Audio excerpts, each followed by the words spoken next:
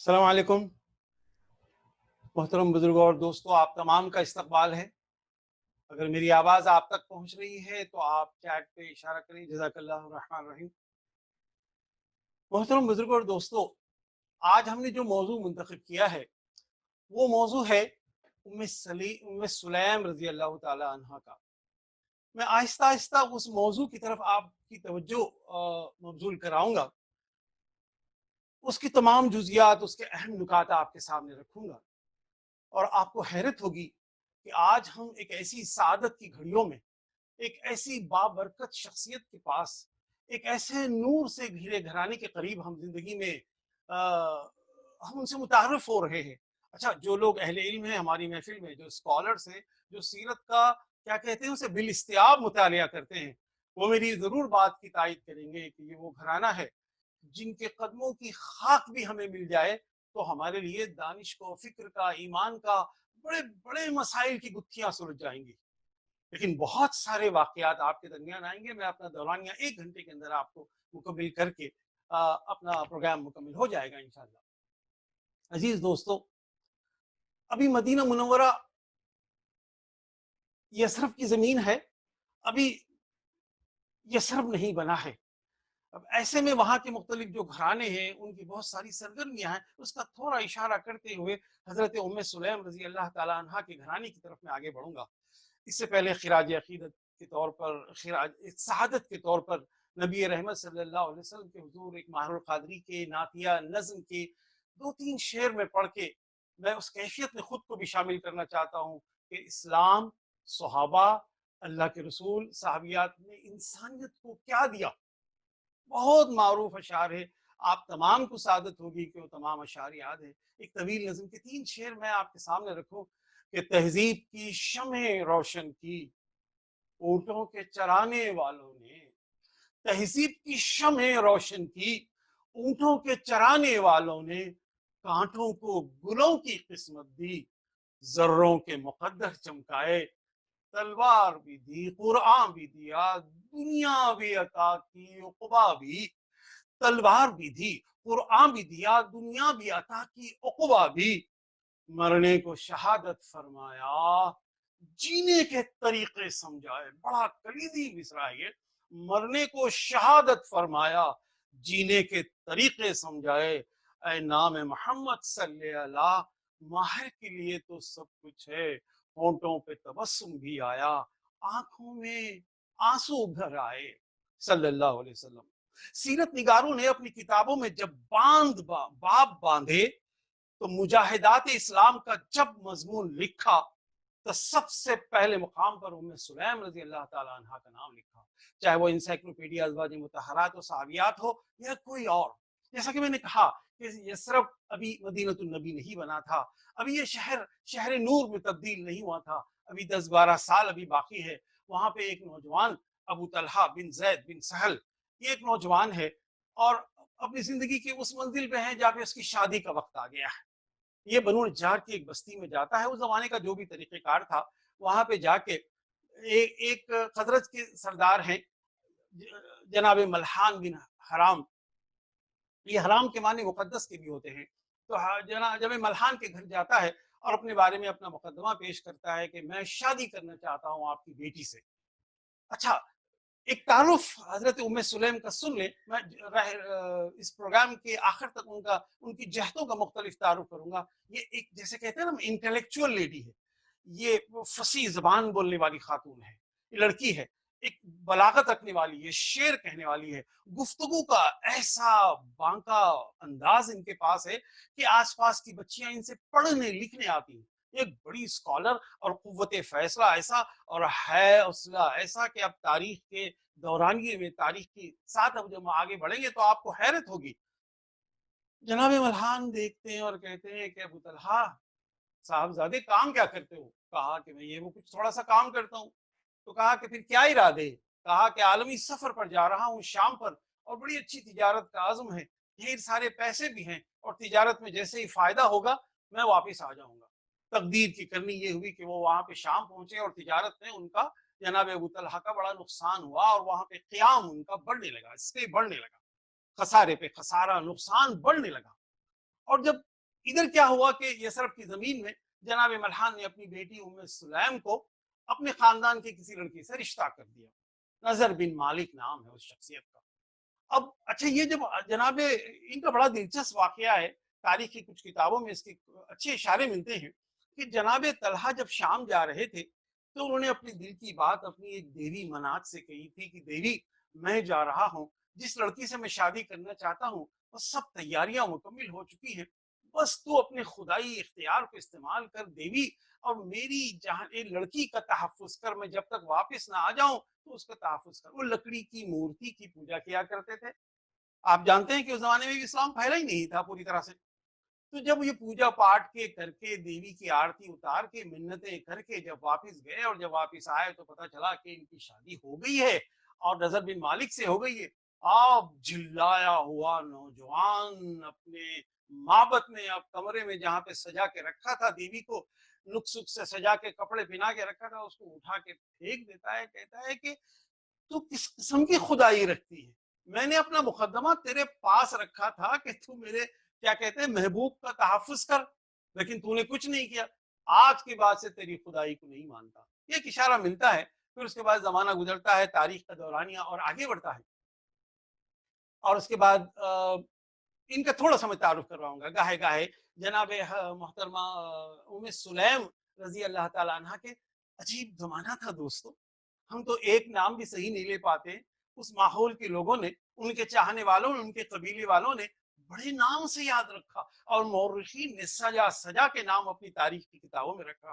ذرا آپ بھی اپنے ذہن و دل میں لگا دیجئے، الجھ نہ جائیے کہ میں بہت سارے نام ایک خاتون کے بول رہا ہوں. نہیں نہیں، کسی نے کہا سہلا، یہ بھی نام تھا ان کا. کہیں نے رملہ لکھا، نام غمیسہ لکھا اور رمیسہ لکھا، اور ام سلیم ان کی کنیت تھی.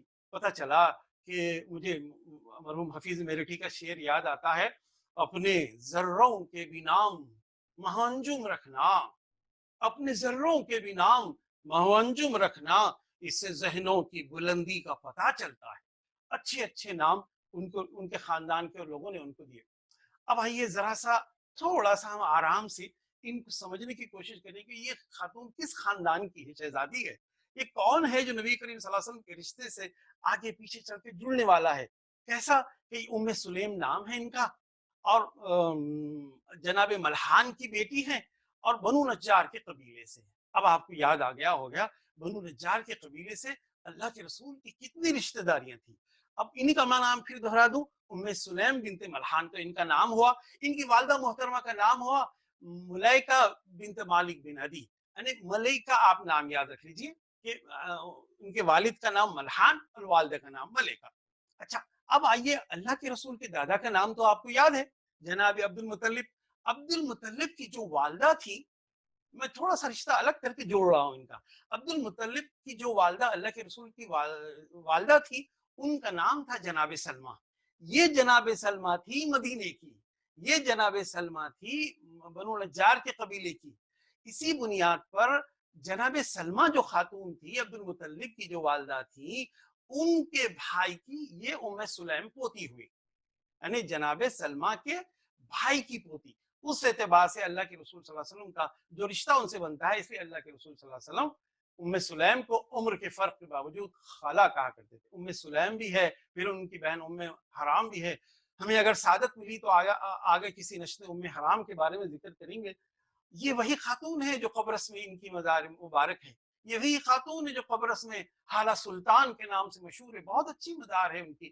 اور یہ وہی خاتون ہے جن کو پورے قبرص کے لوگ جو ہے نیک بی بی کی مزار، نیک بی بی کی مزار کہتے ہیں. ہم ان کے بارے میں پڑھیں گے تو آپ کو حیرت ہوگی اور بڑی مسرت ہوگی کہ ایک سعادت بھی ہوگی کہ ہم ان کی زندگی کا ایک اچھا مطالعہ کر رہے ہیں. ادھر اللہ کے رسول مکہ کی زندگی میں ہے، ادھر ام سلیم کا خاندان جنگ بعاث کے مرحلوں سے گزر رہا ہے. ادھر شادی بھی ام سلیم کی ہو گئی نظر بن مالک سے، اور نظر بن مالک سے ایک لڑکا بھی ہوا جس کا نام ہے انس بن مالک رضی اللہ تعالیٰ عنہ. آپ ہم جانتے ہیں کہ انس بن مالک رضی اللہ تعالیٰ عنہ کیسے جلیل القدر صحابی ہیں، کیسی بڑی خدمات ہیں ان کی. ان کے بارے میں تو ہم انشاءاللہ سرسری طور پر کہیں گے. ان کے بارے میں تو کہنا ایک مکمل ایک نشست کا تقاضا کرتا ہے. اب آئیے اللہ کے رسول کا پیغام پہنچ رہا ہے، 11 نبوی کا زمانہ ہے. اور وہاں پہ مدینے کی 6 سعید روحیں مکہ آتی ہیں اور اتفاق سے نبی رحمت صلی اللہ علیہ وسلم سے ملاقات ہوتی ہے اور اللہ کے رسول صلی اللہ علیہ وسلم ان کو دعوت حق کا پیغام پیش کرتے ہیں. وہ لوگ آنکھیں جیسے کہ ان کی روشن ہو جاتی ہیں. وہ پورے قبائل سے منتخب لوگ ایک ایسے ہی بیٹھے تھے کسی وادی میں. یہ 6 سعید روحیں دین قبول کرتی ہیں. پھر اس کے بعد دوسرا سال پھر حج کا آتا ہے. 12ویں نبی صلی اللہ علیہ وسلم میں 13 افراد آتے ہیں. ذرا سی کوشش کر لیں گے تو ہمیں یاد ہو جائے گا. 12واں کا زمانہ ہے, 13 افراد آتے ہیں اور آ کے پہاڑ کے دامن میں عقبہ پہاڑ کی چوٹی میں بیعت اولا کرتے ہیں. پہلا معاہدہ. پہلے تو 6 افراد آئے, ایسے ہی انہوں نے عہد کیا اور چلے گئے. انہوں نے اور افراد کو جمع کیا اور یہ لے کے آئے. اور جب انہوں نے کہا کہ پورے عہد معاہدے کی وہ بڑا اچھا معاہدہ ہے, آج ہمارا موضوع وہ نہیں ہے. اس کے بعد انہوں نے کہا اللہ کے رسول آپ ہمیں کوئی نوجوان, آپ ہمیں کوئی مینٹر دیجئے, مربی دیجئے, کوئی ٹرینر دیجئے. اللہ کے رسول صلی اللہ علیہ وسلم کو اختیار تھا کہ بڑی عمر کے لوگوں کو بھیجتے, تو اللہ کے رسول صلی اللہ علیہ وسلم نے ایک نوجوان کو بھیجا, مصعب بن عمیر رضی اللہ تعالیٰ عنہ کو. مصعب بن عمیر کے بارے میں کیا کہوں, خالی ایک جملہ کہہ کے میں اپنے دل کی تسلی کر لیتا ہوں کہ ان کا جینے کا انداز, ان کے چہرے کا بانگ پن, ان کے لباس پہننے کا انداز نبی رحمت صلی اللہ علیہ وسلم سے اتنا قریب تھا. جب احد میں ان کی شہادت ہوئی تو ان کے چہرے کی ہلکی سی شباہت دیکھ کے لوگوں نے کہا کہ محمد صلی اللہ علیہ وسلم وفات ہو گئے. جو مکہ والوں نے کہا تو ایسا بانکا نوجوان یہ گیا ہے, اور وہاں پہ بنو ظفر کا باغ ہے اور انصاریوں کی بستی ہے, وہاں پہ دعوت کا کام کرتا ہے. ایک ایک کر کے دین قبول کرتے ہیں. ام سلیم آتی ہیں اور آ کے گفتگو کرتی ہیں. توحید کا روشن منور پیغام چھن چھن کے ان کے ذہن و دل میں اترنے لگتا ہے اور وہ ایمان قبول کر لیتی ہیں اور اپنے گھر میں آ کے اپنے بچے انس کو توحید کی باتیں, اللہ کے ایک ہونے کی باتیں, پوجا پاٹ کے انسانی عزت و وقار سے رسوا ہونے کی باتیں, کیچڑ مٹی پتھر لکڑی گارے سے بنے ہوئے دیوی دیوتاؤں سے بلند ہو کے اس کائنات کو بنانے والے, شفیق و رحم کرنے والے پروردگار, ممتاؤں کو اپنی ذات پر چھائے رکھنے والے پروردگار کا تعارف کرواتے ہیں. روحیں پیاسی ہیں, بچوں کی ہے یا بڑوں کی, آہستہ آہستہ لوگ دین قبول کرنے لگتے ہیں. اب دیکھیے آج کے میرے موضوع میں ذیلی بہت سارے اشارے تربیت اولاد, شخصیت کی تربیت اور انسٹیٹیوشن آف ٹریننگ کا جو منہج ہو سکتا ہے, جو لائن آف ایکشن ہوتا ہے, اس کے بہت اہم اشارے میں آپ کے سامنے گوش گزار کرنے والا ہوں. اب جو ہے اس زمانے میں 12 نبوی کے آس پاس نظر بن حارث اپنے گھر میں دیکھتے ہیں اور کہتے ہیں اپنی بیگم سے کہ تم اپنے بچے کو کیا پڑھا رہی ہو, دیوی دیوتاؤں کے خلاف, کیا تم سابی ہو گئی ہو؟ اس زمانے میں سابی کہا جاتا ہے. اس کی تفصیل یہ ہے کہ تم پرانے رواجوں کو نہیں مانتی ہو. تو یہ کہتے ہیں کہ ہاں میرا بیٹا اب ایک خدا کی بندگی کرے گا, اب کیچڑ مٹی پتھر اور لوہے کے بنے ہوئے مجسموں کو خدا نہیں مانے گا. وہ بڑے ناراض ہوتے ہیں, الجھتے پڑتے ہیں, لیکن اتفاق سے ایسا ہوتا ہے کہ وہ ایک کاروبار کے مشن پہ پھر شام کو جاتے ہیں. 2 روایتیں ہیں کہ جب وہ شام جاتے ہیں تو وہاں پہ سفر میں ان کی موت ہو جاتی ہے. دوسری ایک روایت ہے کہ وہاں پہ ان کا کوئی قتل کر دیتے ہیں, قطع نظر سے کہ وہ ان کی دنیا سے خالی ہو جاتے ہیں. اب ام سلیم کہتی ہیں کہ میرا بچہ ابھی بہت چھوٹا ہے, وقت گزرنے دو, جب تک کہ میرے بچے میں تھوڑا سا شعور نہ آ جائے تب تک میں اپنے بچے کو تربیت کے ایسے مرحلے سے گزار رہی ہوں, دین کی روح, رب رنگ بنانے کا انداز, توحید کا روشن تصور اس کو دے رہی ہوں. میں دوسری شادی کے مرحلے میں الجھنا نہیں چاہتی. آگے بڑھتے ہیں. ایسے زمانے میں پھر اس کے بعد ام سلیم ان تک پہنچتے ہیں اور ام سلیم معذرت حضرت ابو طلحہ بن زید بن سہل یہ ان کے پاس بھی پہنچتے ہیں اور کہتے ہیں کہ میں نے جو کبھی رشتہ بھیجا تھا آپ کے گھرانے میں, میری ابھی تک شادی نہیں ہوئی ہے, کیا اس بات کا امکان ہے کہ میرے رشتے کو قبول کیا جائے؟ اچھا اتفاق زمانہ یہ ہے کہ ابو طلحہ ایمان نہیں لائے ہیں اور وہی ام سلیم کے پاس یہ تصور ہے کہ یہ ابھی پوجا پاٹ کر رہے ہیں. تو ام سلیم کہتے ہیں کہ ابو طلحہ میں تمہیں اچھی طرح جانتی ہوں, تم ایک وحشی کی بنائی ہوئی لکڑی کو گھر لاتے ہو, پھر اس کے بعد اس کے ماتھا ٹیک دیتے ہو. ارے ذرا سوچو کہ کبھی کسی لکڑیوں نے اور کیچڑ پتھر مٹیوں نے خدائی کی ہے؟ ابو طلحہ کی آنکھوں میں ایک نیا تعارف آتا ہے. تو کہا پھر خدا کون ہے؟ وہ خدا جو کائنات کو بناتا ہے.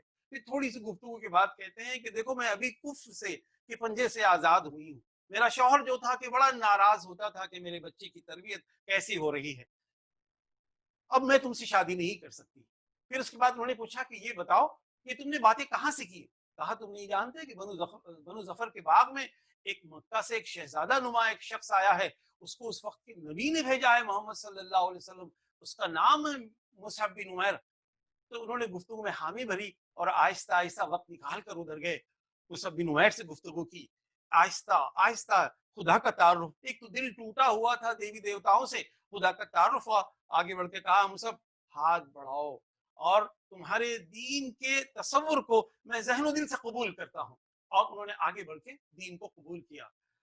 محترم حضرات، جب دین کسی بھی حیثیت میں، چاہے مسلمان ہو یا اسلام کا نیا تجربہ ہو، جب روح میں اترتا ہے، جب بندگی رب کا ایک خاص احساس اترتا ہے، تو وہ احساس کو مرحوم نعیم صدیقی کا ایک شعر مجھے یاد آتا ہے، وہ شعر میں آپ کے سامنے رکھوں۔ میں اس بستی میں پہنچا ہوں، یعنی اہل ایمان کی نظریاتی بستی، میں اس بستی میں پہنچا ہوں جہاں راتیں ہیں نورانی، راتیں اندھیری ہوتی ہیں نا دوستو، میں اس بستی میں پہنچا ہوں جہاں راتیں ہیں نورانی، میں اس ظلمت سے آیا ہوں جہاں سورج بھٹکتے ہیں۔ یعنی بڑی بڑی سجے ہوئے دیوی دیوتاؤں سے نکل کے جب ایک اندیکھے خدا کا نور دل میں اتر آتا ہے، تو خدا کو پا لینے کا احساس یہ ہے کہ حضرت ابو طلحہ پھر ام سلیم کے پاس کہتے ہیں کہ تم نے تو بڑے اچھے دین کو پا لیا، میں اس مصحف سے مل کے آ رہا ہوں، اس نے تو اللہ کے رسول کا تعارف اس انداز میں کروایا ہے کہ میں ہر پل انتظار کر رہا ہوں کہ جاؤں اور ان سے ملاقات کروں۔ اب اس کے بعد حضرت ام سلیم کہتے ہیں کہ میرا دل کہتا ہے کہ جیسے کہ انہوں نے جب پیش کیا ہوگا اپنا رشتہ، تو انہوں نے پوچھا ہوگا کہ ابو طلحہ تمہارے پلے تو پہلے بھی کچھ نہیں تھا، تمہاری مالی حالت ویسے بھی کچھ نہیں تھی، اب کیا نذرانہ پیش کرو گے؟ تو غالباً ذہن سے یہ جواب آیا ہوگا، یہ نظر و نذرانہ نہیں، نظریے کو اپنانے کا وقت ہے۔ جب نظریہ دل میں اترے گا تو دولت کا تصور ہی بدل جائے گا۔ بہرکیف ایک روایت یہ ہے کہ حضرت ام سلیم راضی ہوتی ہیں، پھر اس کے بعد انس سے کہتے ہیں کہ جاؤ لوگوں کو اکٹھا کرو، پھر حضرت انس بھی اس محفل میں ہوتے ہیں، دونوں کا نکاح ہوتا ہے۔ اور ایک بڑی دلچسپ بات یہ ہے، بڑے بڑے جلیل القدر صحابہ ثابت بن اسلم رضی اللہ تعالیٰ عنہ نے اس بات کو بڑے عجیب و غریب وقار سے ذکر کیا ہے، کہا کہ جب شادی کا آخری مرحلہ آیا نکاح کا، تو مہر کی بات آئی، جب مہر کی بات آئی تو ام سلیم رضی اللہ تعالیٰ عنہ سے لوگوں نے پوچھا کہ ابو طلحہ سے تم نے کس مہر پہ نکاح کے لیے تیاری حاصل کی، تیاری رضامندی بتائی؟ تو وہ ان کی مالی حالت تو جانتی تھی، لیکن ایسا بھی نہیں تھا کہ کچھ نہ دے سکے، لیکن ام سلیم نے آگے بڑھ کے کہا کہ میرا مہر ان کے قبول اسلام کی شرط ہے۔ تمام صحابہ کہتے ہیں کہ ام سلیم کی زندگی کا یہ جو بانکپن تھا کہ جو نظریے کی اساس پر مہر ہونا، آج ہماری بستی میں، آج ہمارے گھرانوں میں مہر کی بات پر گھرانے ٹوٹ جاتے ہیں، آج ہماری رشتے ٹوٹ جاتے ہیں۔ آج جانے کیوں ایسا ہوتا ہے کہ مہر ہے، آپ کا توحید، آپ کا ایمان، آپ کا خاندان کوئی معنی نہیں رکھتا، مہر پہ بحث ہوتی ہے، اور اللہ اللہ بعض لوگ تو ایسے بھی ہیں حاضرین محفل کہ آخری سانس آ جاتی ہے مہر نہیں دے پاتے۔ خیر میں اس کی بحث میں نہیں جاؤں گا، اب زمانہ آگے بڑھتا ہے، تاریخ کا دھارا 13 نبوی کا زمانہ ہے۔ 13 نبوی کے زمانے میں یہ تمام مدینے کے لوگ 75 افراد مل کے پھر حج پہ جاتے ہیں، بیعت عقبہ ثانیہ کہتے ہیں اس کو، بیعت عقبہ ثانیہ اور بیعت کبیرہ بھی کہتے ہیں۔ اور یہ وہی حوصلہ مند نوجوان ہیں، کون؟ ابی طلحہ انصاری رضی اللہ تعالیٰ عنہ۔ ان کے بارے میں بڑی روایت ہے، یہ بہت اچھے بہادر انسان تھے، ان کی آواز بھی بڑی بھاری تھی۔ حضرت عمر نے جب بیعت کے لیے پینل بنایا تھا اور کہا تھا کہ اگر یہ 4 لوگوں میں اگر خلیفہ نہ ہو تو ان کا سر اڑا دینا، تو اس یہ جوانوں میں حضرت طلحہ بھی تھے۔ اس جوان کے بارے میں تو آپ کے سامنے بہت ساری باتیں کروں گا۔ یہ حوصلہ مند نوجوان اپنی زندگی کا نذرانہ ہتھیلیوں پر لیے مکہ چلتا ہے اور اللہ کے رسول صلی اللہ علیہ وسلم سے بیعت عقبہ ثانیہ کرتا ہے۔ میں تفصیل میں نہیں جاؤں گا بیعت عقبہ ثانیوں میں، لیکن یہ 75 نوجوان میں ام سلیم بھی ہیں رضی اللہ تعالیٰ عنہ، اور یہ بھی ہیں، طلحہ بھی ہیں، اور یہ کہتے ہیں کہ اللہ کے رسول اب مدینہ چلے آئیے، اب چاہے آپ کے قریش مخالفت کریں، ہم مقابلہ کریں، ادھر بیزنٹائن امپائر ٹکرانے کے لیے آئے تو ہم جان کی بازی لگا دیں گے، ایران کے سرکردہ لوگ اگر مقابلہ کرے تو ہم جانوں کے نذرانے پیش کریں گے۔ یعنی پتہ چلا کہ دائیں بائیں آگے سے بھیڑوں سے، یعنی بھیڑوں کے چھتے میں اپنے برہنہ جسم کو لے کے جانا اور تلواروں شمشیر و سنان میں گر جانا، اس سے بڑا دعویٰ یہ نوجوان کرتے ہیں۔ اس میں یہ طلحہ بھی ہیں، یہ اس میں ام سلیم بھی ہیں۔ اب زمانہ اور آگے بڑھتا ہے، ہاں اس زمانے میں ہم یہ نہیں بھول سکتے کہ مدینے میں خود یہودیوں کی ایک بڑی طاقت ہے ان تمام طاقتوں کے خلاف آگے بڑھنے میں۔ اب ام سلیم کی شخصیت کے توانائیوں کو محسوس کریں کہ کیسے کیسے مہمات میں آپ بی بی کا قدم آگے بڑھ رہا ہے، یہ صحابیہ کا قدم آگے بڑھ رہا ہے۔ اب اللہ کے رسول صلی اللہ علیہ وسلم ہجرت فرماتے ہیں، ہجرت کے قریب جب مسجد قباء کی طرف، مسجد قباء جن جن لوگوں نے زیارت کی ہے اپنے چشم تصور میں لائیں، قباء ہی کے آس پاس ام سلیم کا گھر تھا، قباء ہی کے آس پاس ام سلیم کی بستی تھی۔ اب بعد میں جب میں آپ کو واقعات بولوں گا کہ اللہ کے رسول صلی اللہ علیہ وسلم ان کے گھر تک کیسے جاتے تھے تو آپ کو پتا چلے گا۔ اب آئیے اللہ کے رسول صلی اللہ علیہ وسلم آہستہ آہستہ مدینے میں جب اپنا گھر بناتے ہیں، اب حضرت ام سلیم پہنچ جاتی ہیں اور کہتی ہیں اللہ کے رسول میں تربیت کے ہنر سے بارے میں اتنی فکر مند رہتی ہوں اور اتنا پریشان رہتی ہوں کہ میں نے بڑے سنبھال کے اپنے بچے کو سنبھالا ہے، اور میں جانتی ہوں اللہ کے رسول کہ فرد کی تربیت ایک مربی کے نتیجے میں ہوتی ہے، ایک مینٹر کے نتیجے میں ہوتی ہے، ایک شخصیت ساتھ ادارے کے نتیجے میں ہوتی ہے۔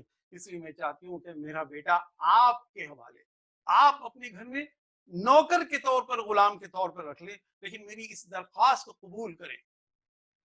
میں تاریخ کا دورانیہ لپٹ کے خاندان ایبک، ہندوستان کے غلامان خاندان جو کہتے ہیں، تاریخ کا جو پڑھا، چھوڑ دیجیے آج ہندوستان میں کیا لکھا جا رہا ہے، انٹلیکچوئل سٹارویشن، تحت الرجال میں یہ خاندان نے بادشاہت اپنے خاندان کو نہیں بانٹی، بلکہ ٹیلنٹ ہنٹ کے نتیجے میں جو غلام ملتا اس کی تربیت کرتے، ایسی کڑی تربیت کرتے، سینکڑوں غلاموں میں سے جو بہترین باصلاحیت بنتا اس کو بادشاہت حوالے کر دے۔ تو آپ کا پتہ چلا کہ آپ کے خوابوں کو انسٹیٹیوشنلائز کرنے کا بیڑا جو پہلا نیو ڈالی تھی یہ ام سلیم نے ڈالی تھی۔ کیسے ڈالی تھی؟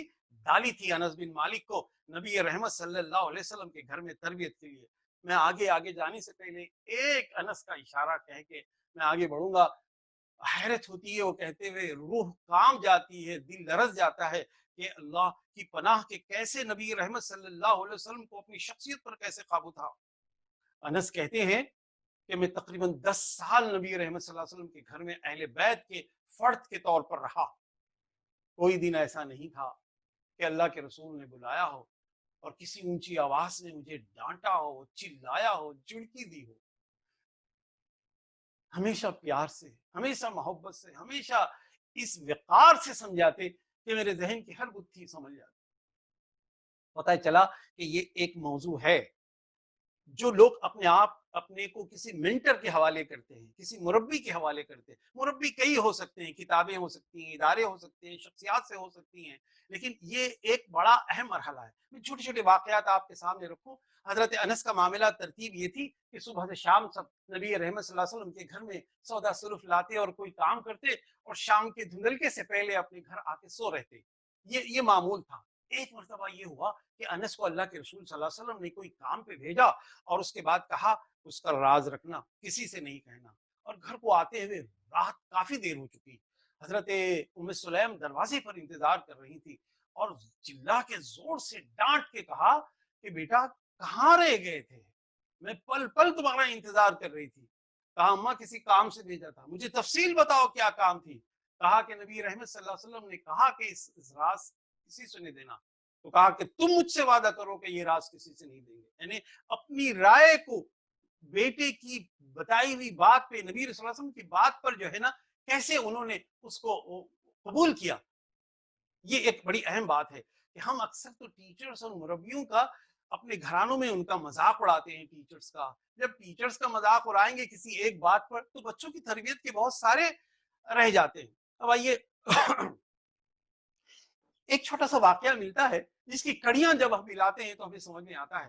یعنی تاریخ کا دورانیہ یوں ہے کہ اللہ کے رسول صلی اللہ علیہ وسلم بدر کا مرحلہ گزار چکے ہیں اور اس کے بعد احد کا مرحلہ آتا ہے۔ احد کے مرحلے میں اللہ کے رسول صلی اللہ علیہ وسلم کے ساتھ خواتین میں کیمپ میں حضرت عائشہ بھی ہیں اور ام سلیم بھی ہیں اور جنگ ہوتی ہے۔ آپ تو جانتے ہیں کہ احد کے 2 منظر نامے ہیں، ایک پوری فتح کا، پھر اس کے بعد دوسری شکست کا ایک مرحلہ ہے۔ جب وہ شکست کا مرحلہ ہوتا ہے تو 70 تو صحابہ اس دنیا سے چلے جاتے ہیں، شہادت پا جاتے ہیں۔ اس میں زخمیوں کی بھی بڑی تعداد ہے اور اتنے زخمی ہے کہ ام سلیم اٹھاتی ہیں، مرہم لگاتی ہیں، ان کا خون صاف کرتی ہیں، ان کو پھا پوچھتی ہیں، انہیں پانی پلاتی ہیں، ستو گھول کے پلاتی ہیں۔ اس میں حضرت ام المومنین بھی ہیں اور مختلف صحابیات بھی ہیں۔ پتہ چلا کہ یہ جنگ کے خواہشام منظروں کو اپنی آنکھوں سے دیکھنا، کٹے ہوئے جسم کے ٹکڑوں کو دیکھنا، اپنے چاہنے والے اور اپنے اطراف کے لوگوں کو مرتا کسکتا چیختا پراتا اکارتے ہوئے دیکھنے، توحید اور نبی کا تحفظ اور دین کے شریعت میں آگے آنا۔ آج کل تو یہ مسائل ہم سن بھی نہیں سکتے، لیکن ایک بڑا کلیئر نظریہ تھا، ایک واضح نظریہ تھا۔ تو اس کے بعد وہ ان کی چابک دستی، ان کی تیزی، عہد کے دامن میں پہاڑوں سے جس لگاتے ہوئے، چھلانگ لگاتے ہوئے زخمیوں کی مدد کرنا ایک بڑا معرکۃ الواقعہ ہے۔ ایک اور واقعہ، میں مختلف واقعات سے ان کی زندگی کو جوڑ کے ان کی شخصیت کی تہوں کو، نور کے پہلوؤں کو آپ کے سامنے رکھنا چاہتا ہوں۔ حضرت طلحہ آتے ہیں اور کہتے ہیں کہ بی بی، اللہ کے رسول صلی اللہ علیہ وسلم نے اچانک سے ایک مہمان بھیجا ہے، چلو کھانے کے لیے کچھ ہے تو لاؤ۔ حضرت ام سلیم کہتے ہیں کہ آج ہی اتفاق سے گھر میں کھانے کے لیے اتنا کچھ کم ہے کہ میں نے سوچا ہے کہ صرف بچوں کو کھلا کے ہم لوگ کھجور پانی سے آج رات کا مرحلہ ٹال دیں گے۔ حضرت طلحہ نے کہا کہ نہیں، یہ ناممکن ہے، اب رسول رحمت صلی اللہ علیہ وسلم نے مہمان بھیجا ہے تو وہ جانے، اللہ جانے، اس کا رسول جانے، وہ تو مرحلے سے جو ہوگا تو وہ ہوگا۔ تم ایک کام کرو، اپنے بچوں کو کھجور اور پانی کھلا کے سلا دینا، اور اس کے بعد کھانا نکالو۔ تو انہوں نے کہا کہ ایک فرد کا کھانا ہے، تو کہا کہ ایک کام کرو کہ جب کھانا بچ جائے، دستر لگ جائے، کسی ترکیب سے چراغ درست کرنے کے بہانے سے تم آنا اور پیچھے سے چراغ لے کے چلے آنا، میں برتن میں آہٹ کرتے رہوں گا، آواز کرتے رہوں گا، مدھم روشنی کہیں سے آ رہی ہے وہ بہت کافی ہے، مہمان کھانا کھا لے گا۔ اور اس کے بعد وہ مہمان کھانا کھا لیتا ہے، یہ اس کے بعد یہ چلے جاتے ہیں۔ مورخین کہتے ہیں کہ اللہ سبحانہ و تعالیٰ نے ان کے اس رویے پر ایک آیت کا نزول فرمایا۔ ٹھیک ہے، آیتوں کی شان نزول کے بارے میں علماء کی مختلف رائے ہیں۔ ایک رائے یہ بھی ہے کہ آیت اپنی جگہ چاند سورج کی جیسا گردش میں رہتی ہے، پوری انسانیت کو نور پہنچاتی ہے، لیکن ایک روایت یہ بھی ہے کہ اللہ سبحانہ و تعالیٰ نے آیت نازل فرمائی سورہ حشر کی آیت نمبر 9، وَيُؤْثِرُونَ عَلَىٰ أَنفُسِهِمْ وَلَوْ كَانُوا بِهِمْ خَصَاصَةٌ، اور وہ لوگ، ایک طویل آیت کا ایک چھوٹا سا حصہ میں اپنے موضوع سے جڑتا ہوا آپ کے سامنے رکھوں کہ اور وہ اپنی جانوں پر ترجیح دیتے ہیں اگرچہ ان پر فاقے بھی ہوں۔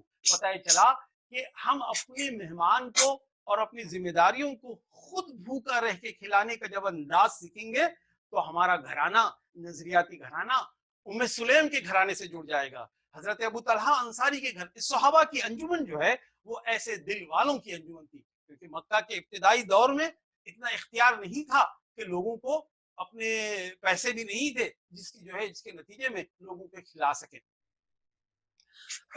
تاریخ کا دورانیہ ایک اور آگے بڑھتا ہے۔ اللہ کے رسول صلی اللہ علیہ وسلم غزوہ خیبر کی طرف جاتے ہیں۔ غزوہ خیبر کے مارکے کے لیے اللہ کے رسول کو پتا تھا یہ یہودیوں کی سب سے بڑی لڑائی ہوئی ہے، یہ قلعے والوں سے لڑائی تھی، قلعے بند لڑائیاں تھی، اس کے اندر بہت ساری جنگی حکمت عملیاں استعمال کی گئی تھی۔ اللہ کے رسول صلی اللہ علیہ وسلم جب چلنے لگے تو پتہ چلا کہ مدینے کی بستی پار بھی نہیں ہوئی، پیچھے خواتین کا ایک گروپ آ رہا ہے۔ نبی رحمت صلی اللہ علیہ وسلم نے پلٹ کے دیکھا اور رخ انور پر ایک بل بھی آیا جسے ایک ناراضگی کا، کہ میرے منع کرنے کے باوجود خواتین کیسے چلی آئیں۔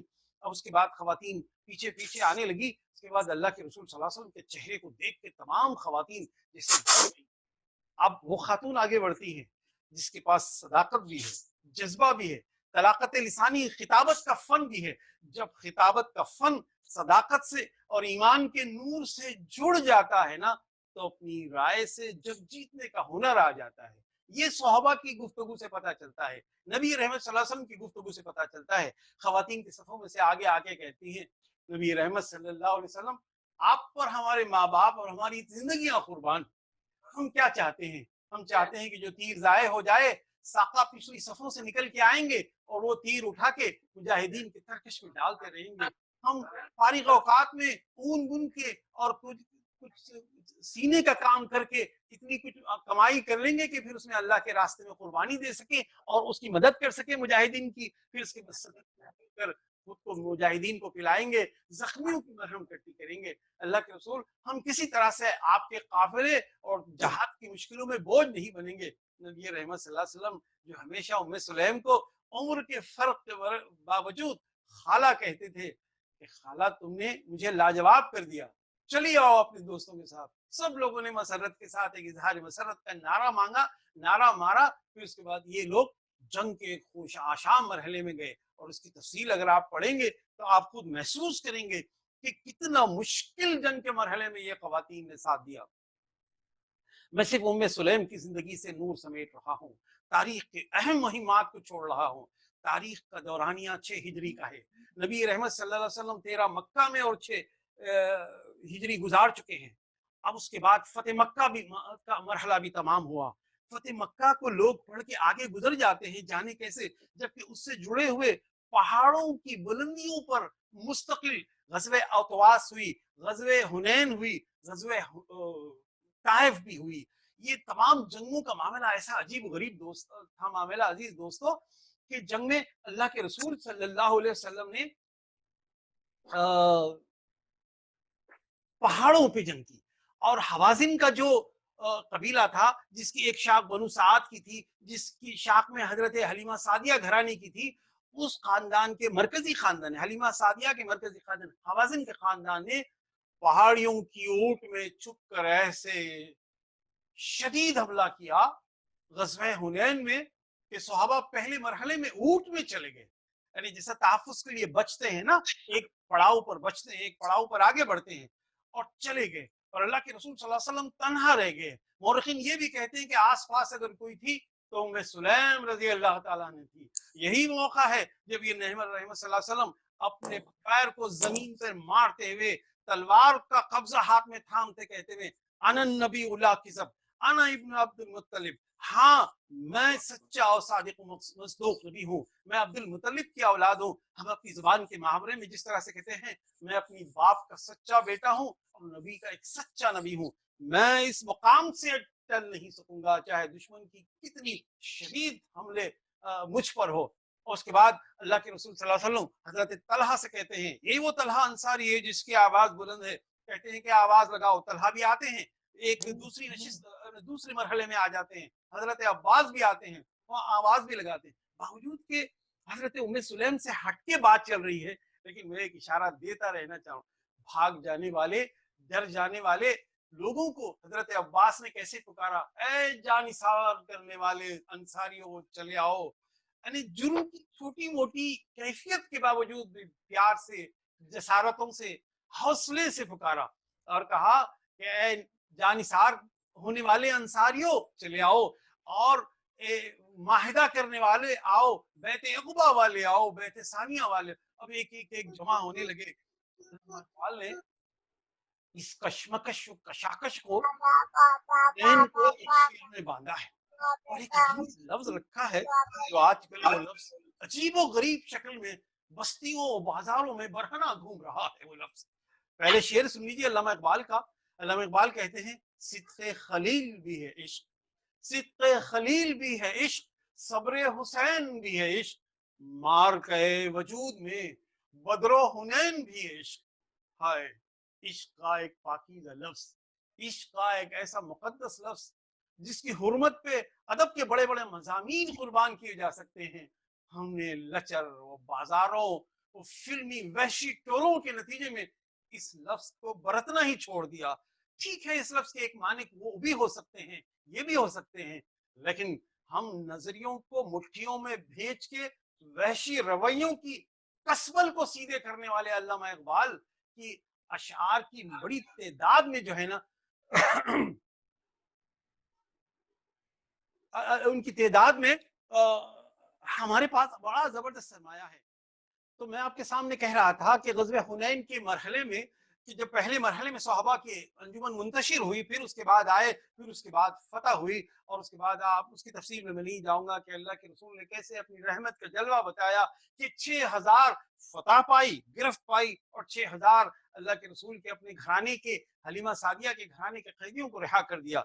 हजरत आगे बढ़ते हैं। अच्छा, एक रिवायत बड़ी अहम और बड़ी नाजुक है कि हजरत उम्मे सुलैम उस जमाने में हमल से भी थी, और एक अपने खंजर को बांध रखा था। गालिबन इब्तिदाई जमाने का हमल था। तो अल्लाह के रसूल सल्लल्लाहु अलैहि वसल्लम को अबू तलहा ने कहा कि आप जानते हैं कि उम्मे सुलैम आगे आगे हैं और खंजर बाजू बांधी हुई है। तो अल्लाह के रसूल सल्लल्लाहु अलैहि वसल्लम ने पूछा, खाला क्यों बांध रखा है खंजर? कहा कि अगर दुश्मन आएगा تو میں اس کا پیٹ چاک کر دوں گی۔ پتہ چلا کہ اپنی ایک ذاتی تیاری کے سلسلے میں جو ہے نا انسان کو ہمیشہ چوکس ہونا چاہیے۔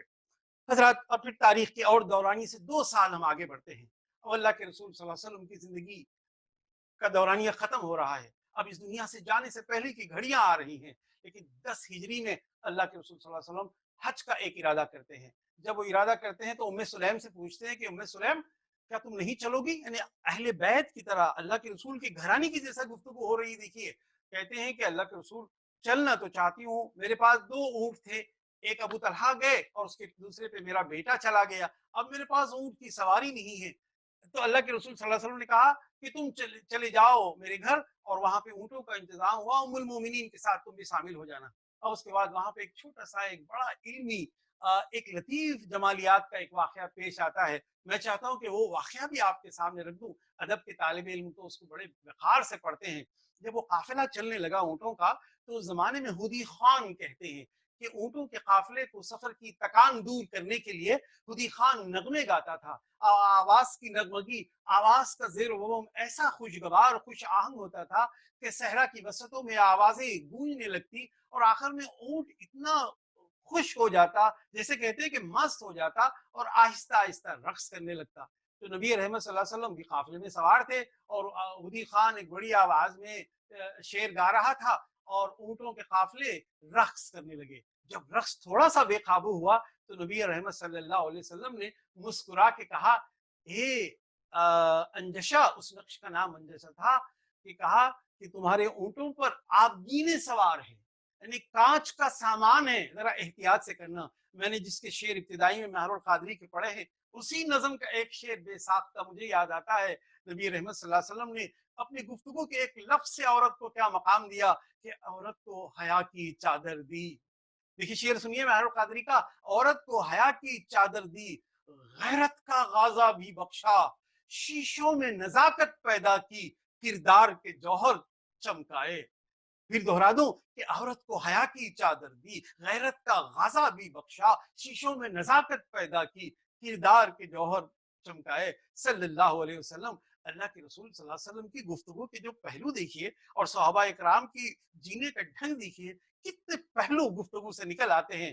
اب اس کے بعد اللہ کے رسول صلی اللہ علیہ وسلم کا ایک روایت ملتی ہے کہ جب بھی آپ مسجد قباء کی طرف جاتے، اپنے گھر سے مسجد قباء کا فاصلہ دور ہوتا تو آپ وہاں پہ رکتے، کس کے پاس؟ خالہ کے پاس۔ اور یہ خالہ کا معاملہ بڑا عجیب ہے، بعض مورخین لکھتے ہیں لیکن میرا ذہن ہر اس بات کو قبول کرتا ہے جس میں ایک جو ہے اب روایت کے تناظر میں آپ کو دیکھیے، اللہ کے رسول چٹائی پہ سو رہے ہیں، شدید گرمی کا موسم ہے، آپ جانتے ہیں اس زمانے میں وسائل ویسے نہیں تھے۔ پھر اس کے بعد اللہ کے رسول صلی اللہ علیہ وسلم اٹھے اور چہرہ دھونے کے لیے جب آپ تازہ دم ہونے کے لیے گئے تو حضرت ام سلیم نے دیکھا کہ چٹائی پر بوند پسینے کے ایسے ہیں جیسا کہ کوئی شبنم کی فوار آئی ہے، فوراً سے اپنی عطر کی شیشی نکالی اور اس میں شبنم اپنے پسینے کے بوند کو شامل کر لیا۔ ٹھیک ہے اس سلسلے میں کوئی رائے کسی کی ہو سکتی ہوگی، لیکن محبت کا ایک جذبہ ہے، نبی رحمت صلی اللہ علیہ وسلم سے محبت کرنے کا یہ ہے۔ اب میں اس کی تفصیل میں زیادہ نہیں جاؤں گا، لیکن میرا ذہن اس واقعے کو قبول کرتا ہے کہ پسینے کی کچھ بوند سے اللہ کے رسول صلی اللہ علیہ وسلم کو حضرت ام سلیم نے اٹھایا ہے، ڈال دیا ہے۔ ایک مرتبہ اس کے بعد اسی پتہ نہیں اس وقت کا معاملہ ہے، کسی وقت کا، اللہ کے رسول بہت خوش تھے، جب سو کے اٹھے تو اس کے بعد کہا کہ میں نے خواب دیکھا ہے کہ میری امت کے کچھ لوگ سمندر میں پانیوں پہ ایسے بیٹھے ہوئے ہیں تخت بچھائے جیسے کہ بادشاہ اور شہنشاہ تخت پہ آرام سے بیٹھتا ہے۔ یعنی خواب کا وقار، خواب کی صداقت اور خواب کی کیفیت سن کے، خواب کیا تھا؟ یہی کہ میری امت کے کچھ لوگ سمندر کے پانیوں پر تخت بچھائے ایسے بیٹھے ہیں جیسے کوئی بادشاہ تخت پہ بیٹھتا ہے۔ تو حضرت ام سلیم نے پوچھا اللہ کے رسول کیا اشارہ ملتا ہے؟ کہا کہ سمندروں کے سفر میں میری امت جائے گی اور وہاں پہ دین کی وسعت کو اللہ کے لوگ اللہ سے جوڑنے کے لیے وہاں پہ جائے گی۔ تو حضرت ام سلیم نے فوراً سے اپنا دامن پھیلا کے اللہ کے رسول سے کہا، اللہ کے رسول دعا مانگنا کہ میں بھی اس سفر میں ساتھ رہوں۔ تو اللہ کے رسول صلی اللہ علیہ وسلم نے کہا ام سلیم تم اولین میں رہو گی، اولین میں رہو گی۔ زمانے کون سی گھڑی تھی؟ پھر اس کے بعد ام سلیم نے کسی موقع پر کہا اللہ کے رسول میرے بیٹے انس کو میں بہت محبت کرتی ہوں، اس کی تربیت کا، اس کی زندگی کی بڑی فکر مجھے ستاتی ہے، آپ اس کے لیے دعا کرنا۔ نبی رحمت صلی اللہ علیہ وسلم نے اس وقت ایک ایسے انداز میں دعا کی جیسے کہ کہتے ہیں کہ وقف ہو کے دعا کرنا، زمین و آسمان کی تنابیں جوڑ کے دعا کرنا۔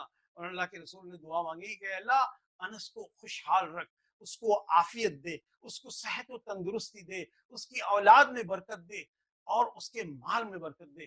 تمام مورخین اس بات کے گواہ ہیں کہ انس رضی اللہ تعالیٰ عنہ کا گھرانہ، ان کے اولاد، ان کے باغات، ان کی دولت اور ان کی صحت، ان کی چہرے کی تازگی کا یہ عالم تھا کہ 100 سال کے بھی ہو گئے تھے لیکن ان کے اندر بڑی تازگی تھی۔ اب آئیے میں آخری واقعہ، آج کا پروگرام کا دورانیہ بہت مختصر ہے، میں آخری واقعہ آپ کے سامنے رکھ رہا ہوں۔ یہ واقعہ ایک عجیب و غریب واقعہ ہے۔ یہ واقعہ لکھنے سے پہلے، کہنے سے پہلے میں مدتوں اپنے حوصلوں کو سمیٹتا رہا، میں اپنے ایمان کی طاقت کو جوڑتا رہا، اپنے آپ سے سوال کرتا رہا، اپنی کتابوں کو ٹٹولتا رہا، کیا ایسے واقعہ انسان سے ممکن ہے؟ میں ام سلیم کی زندگی کا ایک ایسا واقعہ آپ کے سامنے بیان کرنے جا رہا ہوں۔ ذرا سا ڈھارس، دل کو جما کے رکھیے، آپ کے لیے اس بات کا اختیار ہے کہ آپ کھلے سے کہیں کہ یہ ناممکن ہے، لیکن اللہ کے رسول صلی اللہ علیہ وسلم کی صحابیہ صحابہ کی انجمن میں کسی نے اس واقعے کا انکار نہیں کیا۔ ایک گھڑی آئی، اللہ کے رسول صلی اللہ علیہ وسلم کے صحابیہ کے ایک بیٹے، میں ان کی ایک محبت کا ایک واقعہ رکھ کے پھر میں اصل وہ کلیدی واقعہ آپ کے سامنے رکھوں۔ ابو نویر عمیر نام کے ان کے بیٹے تھے۔ کس کے بیٹے تھے؟ حضرت ابو طلحہ اور ام سلیم سے پیدا جو ہوئے تھے۔ اللہ کے رسول صلی اللہ علیہ وسلم وہ ذرا نحیف و نازک دبلے پتلے سے تھے، اور وہ ننھا سا جو بچہ تھا، اللہ کے رسول جب بھی اس کے پاس جاتے تو ایک مرتبہ ابو عمیر کو دیکھا اور وہ بالکل سست چہرہ لٹکائے ہوئے تھا، اور ایسے لٹکائے ہوئے تھا جیسے کہ بیمار ہے۔ تو اللہ کے رسول صلی اللہ علیہ وسلم نے جاتے ہوئے نبی رحمت اپنا قدم روک کر بچے کے ساتھ بیٹھ کر، دیکھیے تربیت کا ایک اشارہ ملتا ہے، بچے کے ساتھ بیٹھ کے اس سے پوچھا، عمیر تم سست کیوں ہے؟ تو اس نے کہا کہ میری چڑیا مر گئی۔ تو اللہ کے رسول صلی اللہ علیہ وسلم نے اسی زبان میں، بچے کی زبان میں پہلے ابو نویر نغیر مر گئی اس لیے رو رہا ہے، نہ جانے کس بانگپن سے، کس وقار سے اس کے سر کو تھپ تھپاتے ہوئے اس کے سینے کو لگا کے کہا۔ وہ بچہ کھل پڑا اللہ کے رسول صلی اللہ علیہ وسلم کے حسن تلفظ کو دیکھ کر۔ یہی بچہ ہے جس کا میں نے واقعہ رکھا ہے، بیمار رہتا ہے، اور اتنا بیمار کہ اس کی سانسوں کے تنفس کا مسئلہ تھا۔ یہی کچی عمر ہے، چھوٹی سی، چند سال، 4 سال کے آس پاس کی عمر ہے۔ ابو طلحہ رضی اللہ تعالیٰ عنہ تجارت کے لیے کہیں دور گئے ہوئے، اور اتفاق سے اس کی سانسیں بگڑنے لگی۔ آخر میں رات کے کسی وقت میں ابو نویر کا انتقال ہو جاتا ہے۔ زندگی اور موت کے واقعات تو ہم سنتے ہیں، لیکن اس واقعے سے ایک روح کا تعین ہونا، ایک احساس کا، ایک رویے کے تعین ہونے کے بارے میں آپ کے چشم تصور میں بھی نہیں آئے گا اگر آپ نے یہ واقعہ نہیں سنا ہے۔ موت ہو چکی، ماں آگے بڑھتی ہے، بچے کو نہلاتی ہے، غسل دیتی ہے، اور سفید چادر میں لپیٹ کر بازو ایک کمرے میں رکھ دیتی ہے، اور یہ انتظار کرتی ہے کہ صبح ہوتے ہی اللہ کے رسول صلی اللہ علیہ وسلم کو اور مسلمانوں کو اطلاع دی جائے۔ رات کی تاریکیوں میں یہ جنازے کو لے جانا ننھے کا آسان نہیں تھا۔ رات کے اندھیرے میں اچانک سے ابو طلحہ رضی اللہ تعالیٰ عنہ سفر سے واپس آتے ہیں۔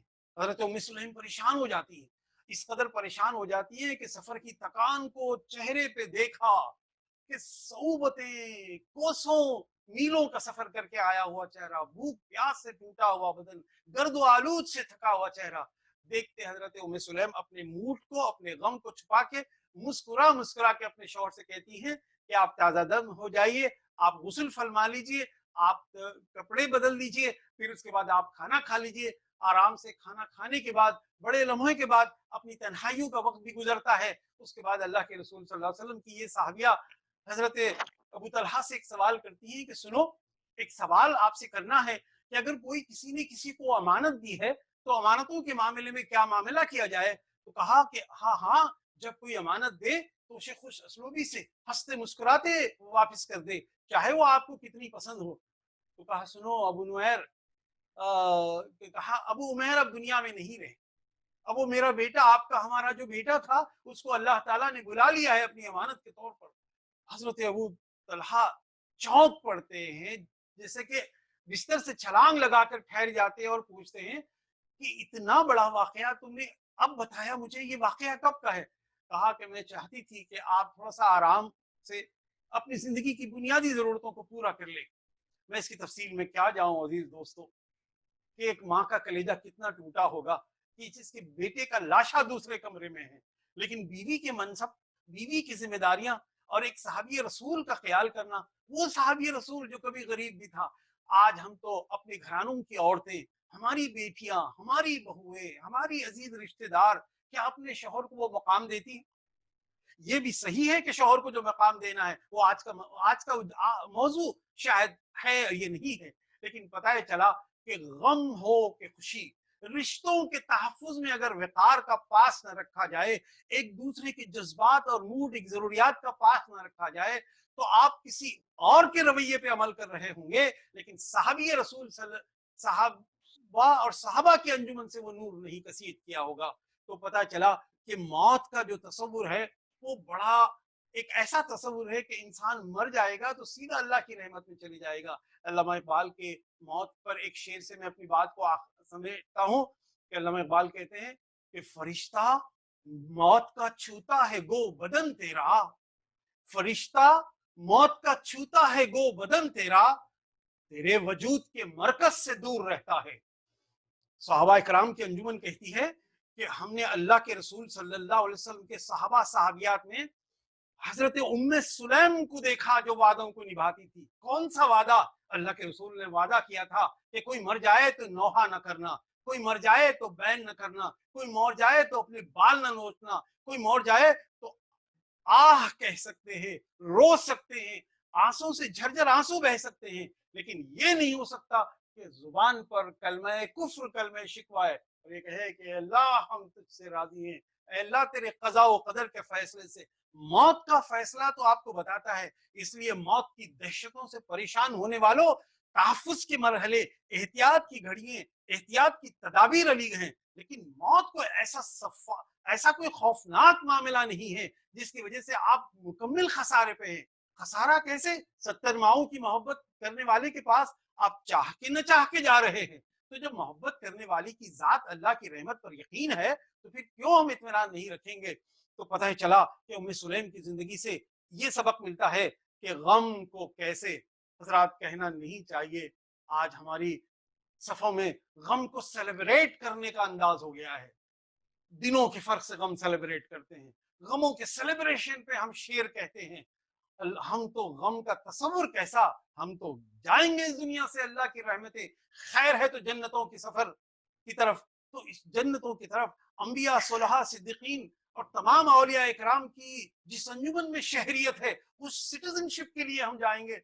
तो पता है चला कि गम को बेतहाशा तरतीब से बनाना, गम को बेकार इल्मी फलसफों से डालना, ये बहुत बड़ा मसला है। कभी मुझे मौका मुयस्सर आए तो एक मौजू पर मैं जरूर तकरीर करना चाहूंगा कि इस्लामी तस्वुर मसरत और इस्लामी तस्वुर गम, ये मौजू से हट के नहीं है। सुन लीजिए कि गम आता है तो खुशी का पहलू साथ आता है। हम मसरत को नहीं जानते हैं कि खुशी क्या है, उसी में ईद भी आ जाती है, उसी में ईद का तस्वुर भी आ जाता है। मैं अलग से ईद का पैगाम जरूर दूंगा आपको, लेकिन सुन लीजिए कि ईद दरअसल गज़वे बदर की फतह थी। ईद की रमजान के बाद रमजान की ईद गज़वे बदर की फतह थी। पता है चलो, अल्लामा इकबाल का एक फारसी शेर है, मैं सामने रख दूं कि अल्लामा इकबाल ने कहा, ईद आजादा शको है मुल्क दीन। आजाद लोगों की ईद ये है कि मुल्क फैलता है, इज्जत बनती है, वकार उनका बुलंद होता है। ईद महकूमा गुलामों की ईद, हुजूम मोमिनीन भीड़ है गुलामों की, गले मिल रहे हैं, मसालेदार चीजें खा रहे हैं। पता है चला कि ईद का तस्वुर अलग है। ठीक है, ईद मनानी चाहिए, छोटी मोटी मसरतें होनी चाहिए, लेकिन खुशी का तस्वुर, गम का तस्वुर सहाबा की अंजुमन से अगर आप निकालेंगे तो आपको पता चलेगा कि हजरत उम्मे सुलैम ने हमें बड़ा सबक दिया। उम्मे सुलैम ने क्या सबक दिया, मैं दोहरा दूं। पहला सबक दिया कि तरबियत औलाद पे करना क्या है। फिर उसके बाद दूसरा सबक दिया कि तरबियत تربیت اولاد کے لیے مینٹر کی تلاش کر کے نبی رحمت صلی اللہ علیہ وسلم کے گھر کو بھیج دینا چاہیے۔ اب تیسرا سبق دیا کہ مہر کے معاملے میں بحث نہیں کرنی چاہیے، اسلامی قدر نظریاتی برتری کے لیے نکاح کرنا چاہیے۔ پھر اس کے بعد جسارت، بہادری، گفتگو، 14 زبردست احادیث ان سے روایت ہے، علمی روایت ہے، علم سکھائی لوگوں کو۔ پھر اس کے بعد کفایت کے ساتھ زندگی گزارنا، اپنے بھوک پیاس کے رہنے والے شوہر کے ساتھ سعادت کی زندگی گزارنا۔ پھر اس کے بعد اللہ کے رسول صلی اللہ علیہ وسلم سے محبت کرنا۔ پھر اس کے بعد اپنے بھائیوں کو، حرام بن ملحان رضی اللہ تعالیٰ عنہ، ان کے بھائی قربان ہو گئے تھے اللہ کے راستے میں بیر مونا کے موقع پہ، وہ بھی ایک بڑا اہم واقعہ ہے۔ اللہ کے رسول کہا کرتے تھے کہ میں خالہ کے گھر اس لیے رہتا ہوں کہ اس کا بھائی جو شہید ہوا تھا، جس کو پکڑ کے گھیر کے ایک قبیلے والوں نے کہا کہ ہم دین قبول کرنا چاہتے ہیں، بلا کے مار دیا تھا، شہید کر دیا تھا۔ اس غم کی تدابیر کے لیے بھائیوں کو سجا کے بھیجنا، خود جنگ میں جانا، ام سلیم کی زندگی کو شمار کریں، اپنے شوہر کا ساتھ دینا۔ بلکہ ایک روایت یہ بھی ہے کہ جب پہلے مرحلے پہ غزوہ حنین پہ جب سب بھاگے، طلحہ بھی بھاگے، تو حضرت ام سلیم نے ان کا دامن پکڑ کے اللہ کے رسول سے لا کے کہا، اللہ کے رسول اس شخص کو سزا دیجئے۔ کس شخص کو؟ شوہر۔ کون سزا دے؟ نبی رحمت۔ جرم کیا ہے؟ کہ پہلے مرحلے میں حفاظت کے لیے بھاگا تھا۔ اللہ اللہ، ان کی محبت کا اندازہ لگائیے۔ پھر اس کے بعد اب حج کا مرحلہ بھی میں نے آپ کے سامنے رکھا، اور روایتیں یہ ملتی ہیں حضرت ابو بکر صدیق رضی اللہ تعالیٰ عنہ کے زمانے تک یہ صحابیہ رسول زندہ رہیں، اور اس کے بعد ان کا اس دنیا سے وصال ہوا۔ اللہ سبحانہ تعالیٰ ان کی زندگی کے توسط سے ان کی زندگی کا ہمیں ایسے پیار و محبت اور شعور و وجدان کے ساتھ، بڑے جاگتی آنکھوں کے ساتھ ہم کو پڑھنے اور سمجھنے کی توفیق عطا فرمائے، جس کے نتیجے میں ہم اپنی زندگیوں میں ایسا نور بھریں کہ حضرت ام سلیم رضی اللہ تعالیٰ عنہ کا نام، ان کے واقعات ہماری زندگی کے لیے ایک روشن راہ بن جائے۔ وآخر الدعوانا الحمدللہ رب العالمین۔ خيرها داب خيرها في دمي وعاد